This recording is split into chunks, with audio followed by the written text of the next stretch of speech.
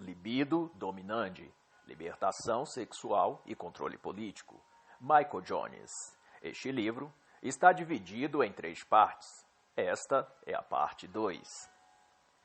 Em outubro de 1885, enquanto Freud estudava neuropatologia com Jean-Marie Charcot, toda a França era varrida por uma onda de teorias e análises sobre conspirações, tramas e articulações secretas, das quais se acusavam especialmente os maçons, os judeus sionistas e os Illuminati. Porém, ninguém conseguia distinguir em tudo isso onde começava e onde terminava a influência de um e outro grupo, ou em qual existia ou não existia em concreto. Mas já em 1884, o Papa Leão XIII havia publicado uma encíclica em que afirmava que a maçonaria pretendia derrubar a ordem religiosa e política no mundo por meio da corrupção da educação, da cultura e da moral, por meio dos atrativos do prazer. E, por volta do ano de 1900, enquanto o livro A Interpretação dos Sonhos de Freud era impresso, a psicologia ganhava um aspecto de nova ciência, um novo método de exposição que, em vez da contemplação da verdade, como era típico da filosofia clássica, criava para si um sistema de análise ou interpretação da realidade baseado muito mais na introspecção, a partir do indivíduo olhar para si mesmo e, a partir dos seus próprios sentimentos, anseios, desejos, avaliar a vida, definir o seu rumo, entender o mundo. Essa abordagem ou método introspectivo, no entanto, não agradaria àqueles que se interessavam na psique humana nos termos de produzir resultados, ou seja, que produzisse meios e formas de controlar a mente humana. Então surge em cena John Broadus Watson, jovem professor de Greenville, na Carolina do Sul, que mais tarde vai abandonar sua formação religiosa batista e abraçar de vez a ciência da psicologia, devotando-se a teorias e métodos que controlassem a mente das pessoas. A nova ciência se tornou para ele a única fonte de evidências e autoridade, renunciando então os valores e princípios da moralidade e autocontrole. Porém, Watson teve uma vida promíscua e rejeitou todo e qualquer valor transcendental. Watson dedicou-se ao estudo do comportamento e da função das emoções e concluiu que a religião era somente uma forma ultrapassada de controle social. Watson foi então o pai do campo de estudos que se pode chamar estímulo-resposta, onde nem mesmo a razão é admitida, mas puramente as reações, tanto que negou a natureza externa quanto o próprio mundo interior, o mundo do ego, segundo Freud, concebendo então uma visão do ser humano baseada num tipo de objeto manipulável. Em 1914, Watson escreveu o livro Behaviorismo, uma introdução à psicologia comparativa, no qual afirmou que cabia à psicologia behaviorista ser capaz de prever e controlar a atividade humana. Segundo ele, se podia colocar todos os problemas psicológicos e suas soluções em termos de estímulo-resposta. E com essa nova perspectiva, o behaviorismo de Watson tentava transformar psicólogos em engenheiros sociais. Para ele, a ciência oferecia, a partir de então, um estilo de vida superior a qualquer outro sistema moral ou mesmo o que a religião tinha a oferecer. E, para efeito de informação, nesse período, a família Rockefeller, tanto quanto podia, estava já envolvida nas pesquisas científicas e experimentos sociais que eram desenvolvidas dentro e fora dos Estados Unidos, tais como conselhos, congressos, júris técnicos ou comissões de pesquisa e ensino. Nessa época, em especial as pesquisas do comportamento sexual tendia suas pesquisas em desenvolver métodos de controle social, a partir da psicologia e das teorias de comunicação. Em 1911, por exemplo, John Rockefeller criaria a Agência de Higiene Social. Mas um pouco antes disso, por volta de 1909, Sigmund Freud e Carl Jung, seu aprendiz, já difundiam sua nova ciência pelo mundo e cativava a muitos. No entanto, apesar disso, já havia um ressentimento crescente entre Freud e Jung, envolvendo, dentre outras coisas, segredos que ambos tentavam manter velados. Freud, um caso que tinha com sua cunhada Mina Bernays, e Jung, um caso que tinha com uma sua paciente chamada Sabina Spieri. E, mesmo no decorrer desse tempo, já ia se tornando claro que Freud e Jung estavam a desenvolver não uma medicina para a cura, mas uma ferramenta de manipulação, e fariam da psicoterapia uma forma de se obter altos lucros pela absolvição da culpa. E para ilustrar, enquanto Freud palestrava na Clark University, em Massachusetts, Jung tratava de um rico paciente americano chamado Medium McCormick, proprietário de grandes jornais da época e amigo da família Roosevelt. E o conselho de Jung na terapia que fazia a Medium McCormick foi que este deveria procurar uma amante, porque isso iria acalentar sua alma selvagem, já que McCormick tinha problemas com o álcool. E para Jung, tudo isso era reflexo de sua alma retraída que buscava se expandir, uma alma selvagem.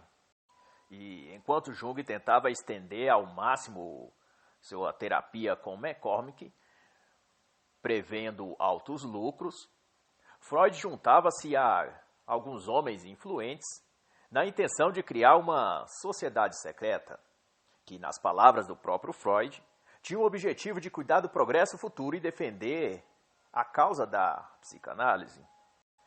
Vale ressaltar aqui que, quando era jovem estudante, Freud e Nietzsche corresponderam-se por carta, e alega-se que Freud recebeu grande influência de Nietzsche.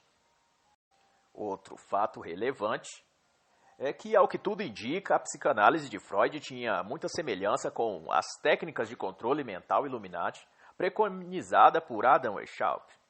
Ambos fizeram uso da doutrina maçônica das duas verdades, que é o conceito de que o adepto sabia, ou poderia saber, não era a mesma coisa conhecida pelo controlador. E isso está disposto na parte 1 deste livro.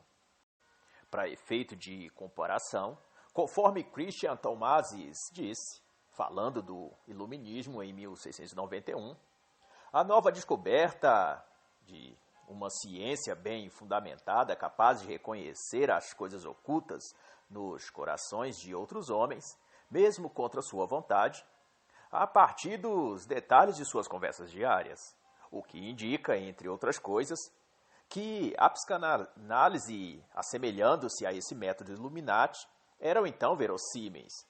E se isso for verdade, a psicanálise não era uma terapia, mas uma forma de controle psíquico. E mais adiante, em 1933, as teorias de Freud já tinham invadido a América, e Walter Lippmann fora um dos mais convertidos entusiastas do Evangelho de Freud. Nomeado editor assistente do jornal New Republic, tornou-se o catalisador de uma nova ideologia chamada Novo Liberalismo. E o freudismo, graças a Lippmann, espalhou-se entre os intelectuais e entre os esquerdistas americanos, especialmente numa região de Nova York chamada Greenwich Village, que será marcante na trajetória de muitas outras personalidades. Dali por diante, e por intermédio dessas teorias freudianas, seus difusores remontavam às ideias de libertação sexual através da indulgência sexual que os ensinos de Freud concedia. E, sob a bandeira da liberdade de expressão em questões sexuais, criou-se pelas mãos de Ed Bernays, sobrinho de Freud, uma verdadeira indústria da propaganda, da mídia de massas e das relações públicas. Bernays chegou a dizer em sua obra de 1928, chamada Propaganda, que somos dominados por um grupo relativamente pequeno de pessoas que compreende os processos mentais e padrões sociais das massas. Mas, semelhante a Freud, as teorias de Jung também faziam fama. E no auge do sucesso das teorias junguianas e de seu método de tratamento semelhantes ao de Freud, Edith Rockefeller se apresentou em Zurique, na Suíça, para se tratar com Jung de uma depressão advinda da morte de sua filha Editha. Jung já havia tratado 5 anos antes o marido de sua irmã, Matthew McCormick, e viu na família Rockefeller uma fonte potencial de financiamento de seus estudos e pesquisas. E por 10 anos, Jung convenceu Edith a se tornar também uma terapeuta junguiana e a submeteu a um tratamento psicologicamente invasivo baseado em astrologia e espiritismo. E, como resultado, Edith tornou-se tão transtornada que não saía mais de seu quarto de hotel, o que concorreu para seu divórcio e, posteriormente, uma morte indigente em um hotel em Chicago. Mas antes disso, Jung já havia persuadido Edith a lhe doar $2 milhões. Tudo em nome da causa da psicanálise. E, nesse sentido, tanto Jung quanto Freud eram suspeitos de criar uma nova terapia, cujo objetivo era tirar dinheiro de seus pacientes. Em carta a Ferenczi, Wilhelm Flies e Peter Swales, além de expressar seu rancor a Jung e acusá-lo de explorar financeiramente seus pacientes, Freud se declara frustrado também em relação a seus próprios pacientes, chegando a dizer a Ferenczi que seus pacientes eram lixo, bons somente para ganhar dinheiro e para o estudo. A psicanálise, disse Freud, não pode ser útil a essas pessoas.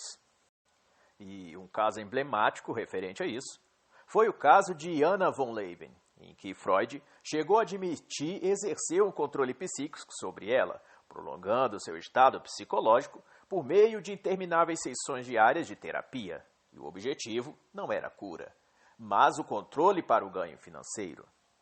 E outro caso, que merece nota e demonstra o caráter e objetivo de Freud, está no caso Horace Frink, em 1921. Frink era também psicanalista e precisava passar pela análise como requisito para sua certificação. E, durante esta, Frink revelou um desejo sexual por uma certa mulher rica de nome Angélica Bijou. E, mesmo sendo Frink casado, Freud o incentivou a deixar sua esposa e envolver-se com Angélica. E isso fez porque viu na possível amante rica uma oportunidade de ganhos financeiros. E, tanto mais tarde, Freud iria confessar, conforme demonstra Lavinia Edmonds, em 1988, que teve de ler a mente de Frink e, após descobrir sua atração sexual por outra mulher, sendo ela rica, incutiu em Frink a dúvida sobre uma atração sexual homoafetiva pelo próprio Freud. E, como forma de compensar ou superar esse desejo homossexual, Freud lançou a isca de que Frink poderia, dos recursos de sua amante, fazer uma doação financeira aos fundos psicanalíticos. Outra vez, tudo é feito em nome da psicanálise. E, como resultado, Frink se separou de sua esposa e casou-se com Angélica. Sua ex-esposa, porém, passou então a viver de hotel em hotel com seus 2 filhos, contraiu pneumonia e faleceu. Frink foi acometido de uma forte depressão e veio a ser internado em um hospital psiquiátrico, do qual nunca se recuperou. Mais tarde, a própria Angélica Bijou, a nova esposa de Frink, veio a descobrir, por carta recebida do próprio Freud, o verdadeiro interesse por trás da psicanálise freudiana. Nas palavras de Freud a ela, estou extremamente triste por vocês, mas o ponto em que falharam foi realmente o dinheiro. Isso porque nem Frink nem Angélica haviam feito a oferta em nome da psicanálise para Freud. Nas palavras de Michael Jones, que vai explicar todas essas características da psicanálise de Jung e de Freud, ele vai dizer: a psicoterapia chegou à sua posição de poder na América seguindo a trilha da libertação sexual, pois os indivíduos desejavam a permissão de transgredir a lei moral e os terapeutas freudianos e junguianos estavam dispostos a concedê-la, desde que se pagasse o preço exigido por eles. Mas tudo, é claro, em nome da psicanálise. O ano agora era 1914, e nesse período, Margaret Sanger, recém-casada com William Sanger, chegou com seu marido a Greenwich Village, em Nova York. E Sanger logo aliou-se ao Partido Socialista e se tornaria então o ícone do movimento feminista. Havia uma fermentação social e intelectual premente na sociedade da época, e não obstante, a defesa que Sanger fazia em relação à liberalidade sexual se mostrou um feitiço que se voltaria contra seu próprio relacionamento. E, no verão de 1913, ela passou a ter um caso extraconjugal e um profundo envolvimento com drogas. Veio logo em seguida se separar e casar-se, mas não com esse amante, mas com um terceiro. E graças a este novo elemento em sua vida, ela veio a ser financiada pela Fundação Rockefeller e por esse seu novo marido, que chegou a vender todos os seus recursos e dispor a causa de Sanger. Em pouco tempo, sua filha Peggy veio a falecer de pneumonia e Sanger veio então a frequentar sessões espíritas mediúnicas, na qual, alegadamente, sua filha mantinha contatos com ela. E para o entendimento melhor da trajetória, vida e da causa feminista que Sanger defendeu e o que ela representou no movimento feminista americano e mundial, eu recomendo a leitura do livro Feminismo, Perversão e Subversão, da autora Ana Caroline Campagnolo. E a partir então da página 205, Michael Jones vai tratar dos novos processos de controle do comportamento que estavam surgindo e sendo testados na sociedade naquela época. Um deles era a engenharia mental, um tipo de estudo ou pesquisa que uniu o behaviorismo de John Watson, a psicanálise de Freud e Jung e as teorias marxistas. Todos estes financiados pela caridosa família Rockefeller. E também por essa época, chegava em Nova Jersey, Estados Unidos, a russa Alexandra Kollontai, outro grande ícone do movimento feminista. E como apologista da causa revolucionária, Kollontai se destacou por seu ódio virulento à família e aos homens em particular. E ela vai dizer que, para ser verdadeiramente livre, a mulher deveria destruir a forma familiar contemporânea, que estava obsoleta. E nessa época, para efeito de compreensão, em Zurique, na Suíça, tinha se tornado uma espécie de centro para os estudos socialistas revolucionários, e era lá que a psicanálise de Jung ganhava contornos, no mínimo, questionáveis. Mas, retornando a Kollontai, todas as feministas revolucionárias, inclusive a própria Kollontai, apesar de culparem sempre a ordem social, a moral cristã e a burguesia, todo o grande drama da vida delas eram sempre consequência de suas próprias paixões sexuais. E enquanto os Estados Unidos entravam na Primeira Guerra Mundial e a Rússia vivia sua própria guerra particular comunista, vários casos semelhantes ao que ocorreu a Margaret Sanger e a seu marido William após mudarem-se para Greenwich Village, em Nova York, e terem se envolvido com o Partido Socialista. Semelhante aconteceu a diversos outros personagens da vida pública, política e artística, como Max Eastman, escritor, poeta e socialista proeminente americano, Florence Dashon, atriz de Hollywood, Charlie Chaplin e vários outros. Era o chamado efeito Village. Nas palavras do autor, a Village estava cheia de pessoas que queriam a libertação das exigências da lei moral. A Village se tornara um grupo de apoio para aqueles que estavam cansados do casamento. Surge então, num cenário em 1919, uma disposição maior em utilizar os meios de comunicação, que eram revistas, cinema, rádio e televisão, como instrumentos de persuasão para a finalidade de controle político. E nesse aspecto, Bernays, sobrinho de Freud, em conluio com Walter Lippmann e George Creel, e indicado como chefe do Comitê de Informação Pública, desenvolveriam teorias de controle da comunicação e de guerra psicológica. A ideia era criar uma categoria de ciência para os meios de propaganda, para que todo meio e forma de manipulação do comportamento tivesse a partir de então o selo da permissão racional de uma técnica supostamente científica. E assim que a guerra acabou, a Primeira Guerra Mundial, os conhecimentos desenvolvidos para estes fins foram oferecidos por Lippmann e Bernas à comunidade empresarial que podiam pagar por eles. E ao fim disso, as técnicas apreendidas foram utilizadas como métodos de publicidade a fim de produzir um exército de consumidores. E estas técnicas, tão logo que aplicadas, concorreram para a erosão da família, da tradição e da religião como figura de autoridade no meio social. E, em seu lugar, foi posto que a ciência da comunicação era, então, a nova autoridade social. Nas palavras do autor Michael Jones, o liberalismo foi forçado a se tornar um instrumento de controle social, ao erudir a tradição e a moral. E a lógica era clara. Se há um deles, um Deus, a religião não pode existir. Se não há religião, a moral não pode existir. Se não há moral, não pode existir o autocontrole. E se não há autocontrole, não há ordem social. Sem ordem social, o caos dos desejos entra em competição. E decorre disso a finalidade para a qual Bernas sinalizou em seu livro chamado Propaganda. A propaganda, ou a publicidade, é o instrumento moderno pelo qual se pode extrair a ordem do caos. E ocorreu que, com os recorrentes escândalos e desvios sexuais dos proponentes da psicologia behaviorista, como Watson, o fez abandonar então as pesquisas e se dá a trabalhar também no ramo de publicidade, a exemplo de Bernas. E tal como Bernas, John Watson passou a dedicar-se à guerra psicológica por meio da propaganda e dos meios de comunicação, isso na década de 1920. E como mais tarde veio a ser admitido, lá por volta de 1983,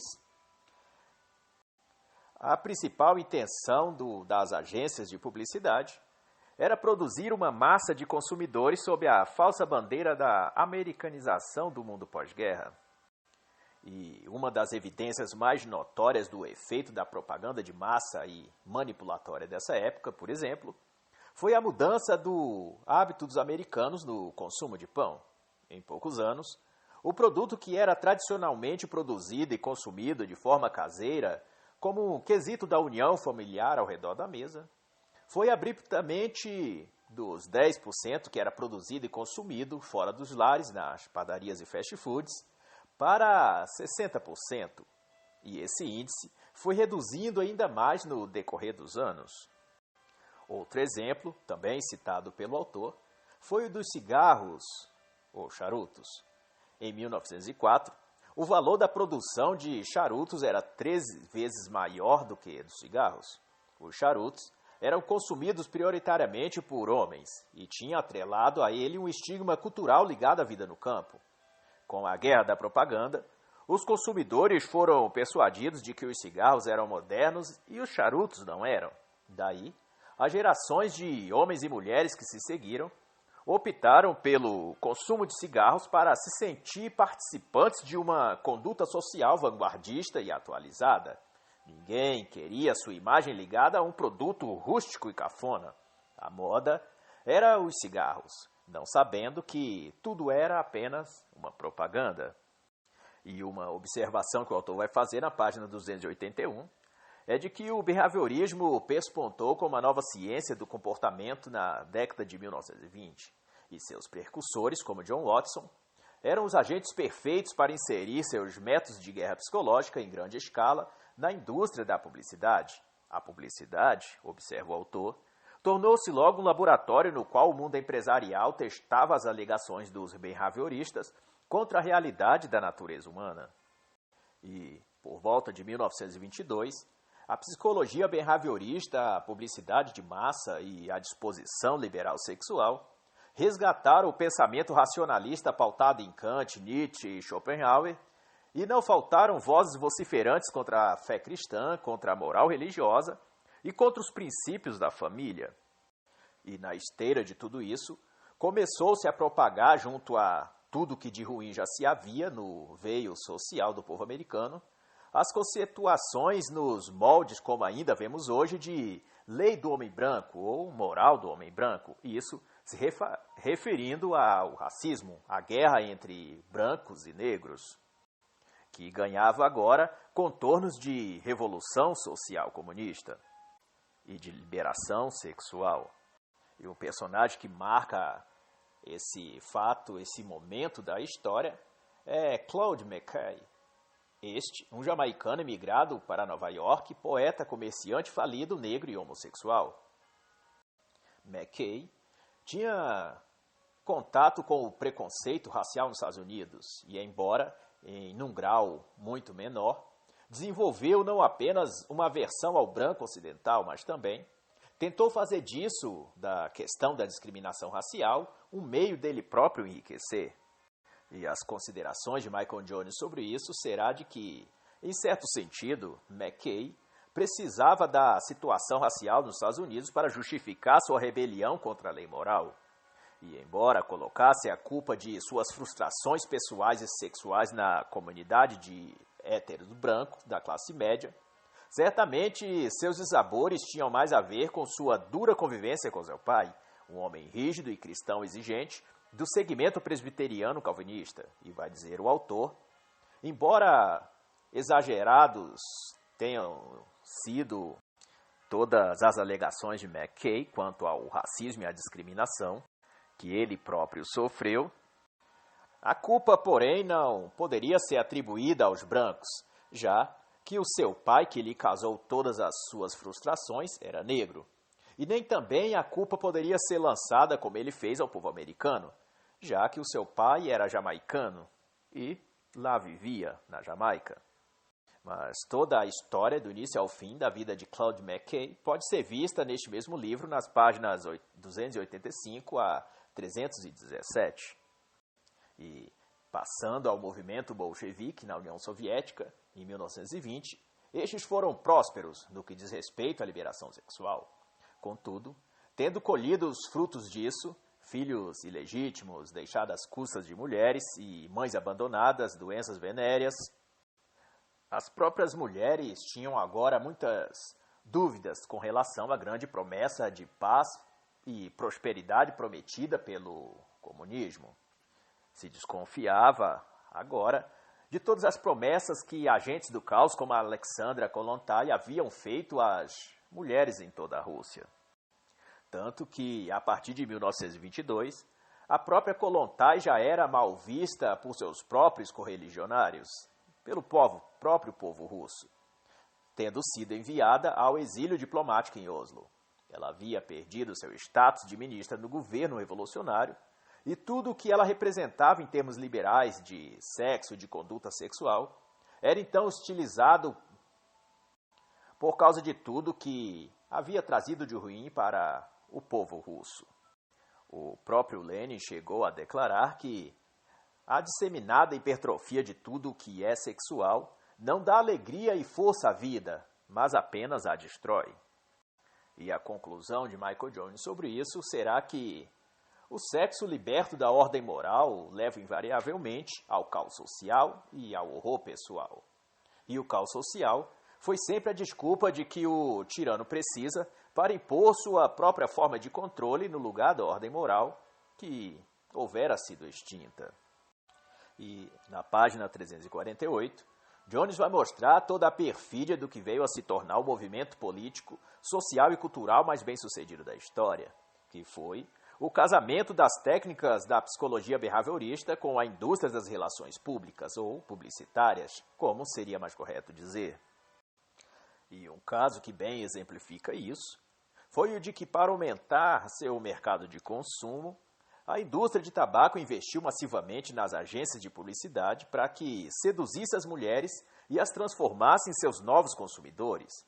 E de propaganda em propaganda, com slogans como "Mulheres, acendam as tochas da liberdade", ou algo que remetesse a um sentimento de libertação, as mulheres foram manipuladas e convencidas de que deveriam romper o elo com todas as tradições, a família, a igreja, o marido e os filhos. Tudo isso em nome da liberdade. E o símbolo dessa liberdade era o cigarro. A mulher que fumava era uma mulher livre. E essa veio a ser a campanha publicitária de maior sucesso de todos os tempos. Todavia, por trás de todo o sensacionalismo do dinheiro envolvido e de toda a perspectiva de felicidade que era prometida às mulheres, estavam aqueles que, nas sombras, moviam as pessoas como peças num tabuleiro de xadrez.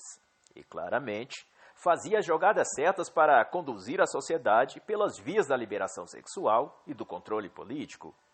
E o passo a passo desse movimento de libertação das mulheres quanto ao mercado de cigarros pode ser estudado nas páginas 348 a 352 deste livro. E as palavras do autor que encerrará a parte 2 deste livro será de que alguém que segue seus apetites além dos limites da lei moral não está se libertando da repressão, mas se escravizando. Só há duas opções.